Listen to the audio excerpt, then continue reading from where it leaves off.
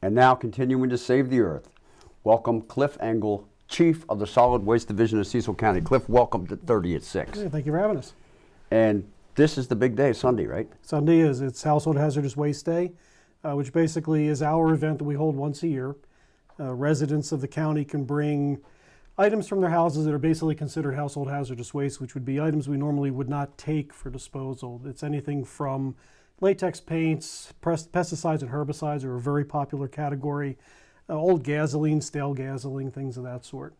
Again, these are items that we normally don't have programs for during the year that are very difficult to manage and difficult to recycle.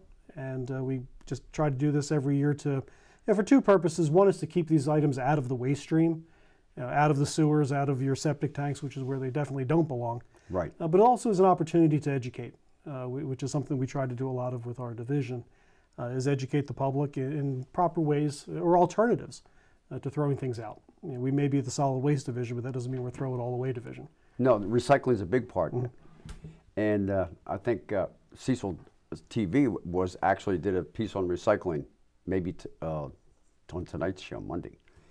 But this is really a recycling project because many of these things are recycled with bona fide companies that take care of these hazardous Yes, they are. We have one main company that comes in, and they've done it for several years, called Clean Harbors. I don't know if we're allowed to pump a company or not, but they do a phenomenal job. And many of the materials that they do take in are recycled. They can be blended into other fuels. They can be blended into different oils. Some of the oils that we take, especially ones that can be re-refined. You buy motor oil that's recycled motor oil.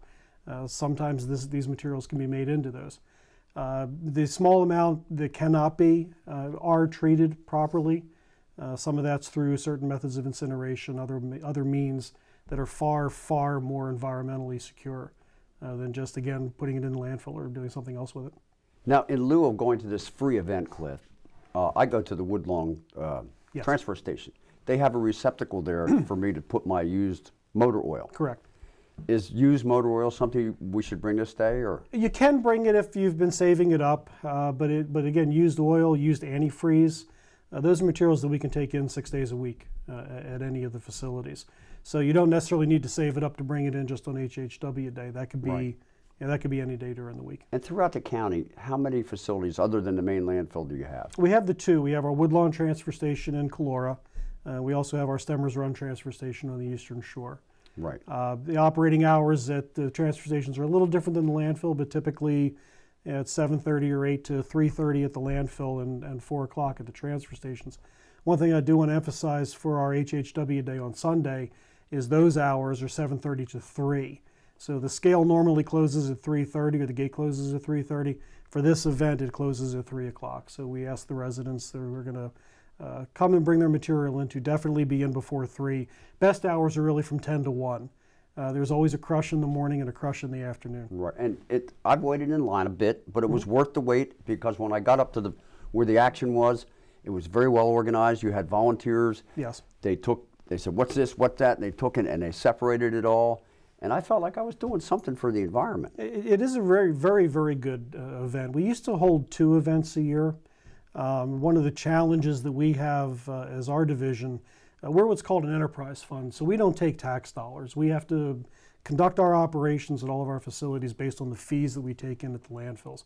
And that's something that not everyone in the public knows, and it's kind of misunderstood. And we used to have the 2. Each event is about a $60,000 event.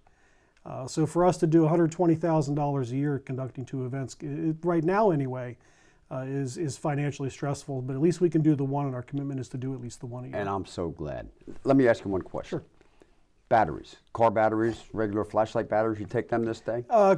Car batteries we take in every day anyway. Same with rechargeable batteries. One thing that's unfortunate anymore is regular battery, one-use batteries. Your Duracells, Evereadys, whatever you buy, the alkaline batteries. They are recyclable, but one of the nice things with batteries today is they've taken a lot of those old nasty things out. Well, those nasty things in those batteries had value, and that's why they used to be recyclable. Today, they're really not.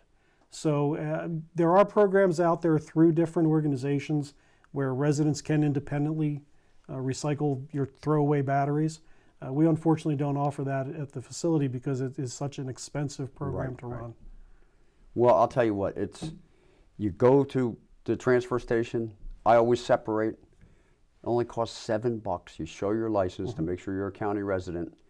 And with my truck, and I don't have a full bed truck, I can go for 3 weeks Certainly. and get everything all organized. So it's pretty economical to do the right thing. It is, and that's one of the reasons we have that graduated rate structure. It's $14 if it's a full load of trash, but it's $7 if you've brought in, particularly your single stream recyclables, the cans and bottles and things we generate at home. That's the reason for doing that split rate. Is it's an incentive, for the residents to do that. It really doesn't take much effort to do that, to separate out. Things should be as clean as you can get them, or as clean as you want to get them. If you have a lot of food in the jars, cheese on the pizza boxes, they won't accept those. But just a little bit of rinsing and a little bit of sorting will go a long way. It goes a long way in your rate coming in, but it also goes a long way to making sure that those materials are processed properly. So do your best and throw out the rest. That's a good phrase. We might have to take that one. All right. Appreciate it. All right. Thank you very much. Have a good day. All right. Thank you. See you Sunday. We'll be there.